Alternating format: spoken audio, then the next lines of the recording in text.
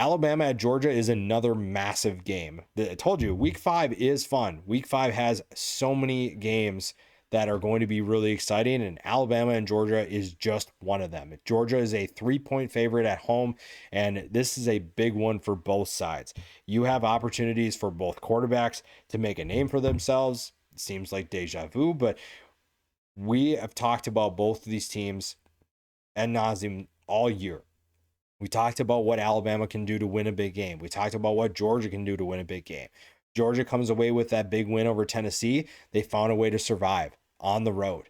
Now they get a big win at home where you're going to see a raucous crowd and you're facing the Alabama Crimson Tide, who, even though they don't have Nick Saban anymore, as Tommy Castellanos likes to point out, this is still a team that is dangerous. This is still a talented team that is suddenly playing with a ton of confidence.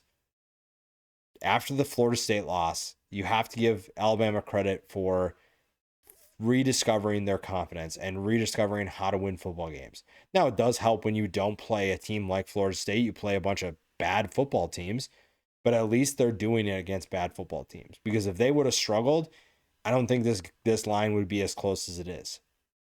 Now, Ty Simpson still has a lot to prove. He still has some things that he needs to do better, and this is an offense that is looking to make a statement. Because when you look at what happened against Florida State, they weren't playing at a level that made you feel confident about this team, that made you worry if you're the opposing team, if you're the opposing defense. And that's a problem. That needs to change. Part of that is Ryan Williams was nowhere to be found. And really, until the Wisconsin game, it was kind of the case. And this is the game that Ryan Williams broke out in last year against Georgia.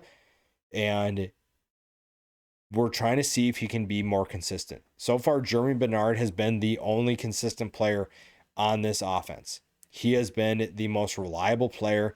And last game we saw Ryan Williams finally get on track to where he needs to be. We saw the 2 explosive plays. Can he do that against Georgia again? Georgia's going to know that, hey, this kid burnt us last year. Kirby Smart knows who he has to worry about. And if they can find ways to take him away, then you're going to be in a good spot. But if you're Alabama, you have to find unique ways to get him involved. You know, the screen pass, the fake reverse or the reverse, double reverse, whatever it ended up being, screen pass to Ryan Williams for a touchdown. Those are great ways to do that. And Kalen DeBoer is a great offensive mind that can figure out how to get his star talent the football. But Ryan Williams also has to do some things as well. He can't just rely on screen passes and quick passes to make plays. He has to find ways to create separation against this Georgia defense. And how he's going to do that is route running, being consistent, and paying attention to details. I think that right now there are questions about, can he be that guy consistently? And those are valid concerns and valid questions. Last year, there were a couple games where he looked really good. There were a bunch of games where you didn't really know if he was on the field or you just were unimpressed with his performance.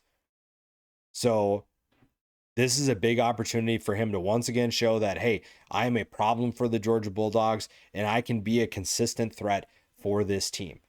And if you're this defense, you better buckle up, because if you struggled with Florida State, you are going to have a long day against Georgia. Georgia is way more talented at skill positions than Florida State is, and they are going to present a lot of different challenges and a lot of different obstacles that Alabama has not seen. Stopping Zachariah Branch is the toughest test that they'll face so far this year. Now, there was speed on Florida State's team, but Zachariah Branch is a problem. And you also have to worry about him as a returner. That's another obstacle that Alabama has to worry about. Now, the big key is, can you make Gunnar Stockton so uncomfortable that he's going to make poor decisions and give you the football back? Tennessee had opportunities to turn the ball over early against Gunnar Stockton and Georgia. If Alabama can create those turnovers early, they're going to get more opportunities. They're going to get the ball back, and they're going to have chances to put points on the board early and often. That is a big key. you also have to keep things in front of him. Zachariah Branch is a nightmare to stop. And right now, Mike Bobo has done a pretty good job of getting him the football and getting him involved. But he's not the only guy you have to worry about. You have to worry about Colby Young. You have to worry about Noah Thomas. There are so many guys that you have to defend, and it's not going to be easy. It's not going to be a simple solution. You just can't walk onto the field and expect, hey, we're going to have success. Georgia is too good to let that happen. And then you also have to figure out, how are we going to block this defense?